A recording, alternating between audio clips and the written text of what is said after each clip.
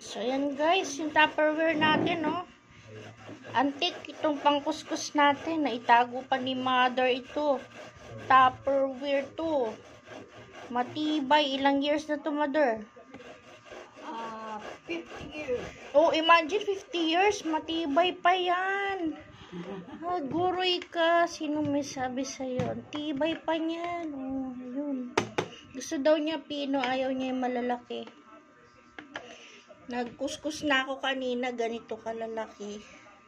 Pang-atsara yan. Ayan, gamit nito. Ayaw daw niya yung ganito kalalaki. Gusto niya yung pino. So, nilabas namin yung mahiwagang kuskusan ng Tupperware.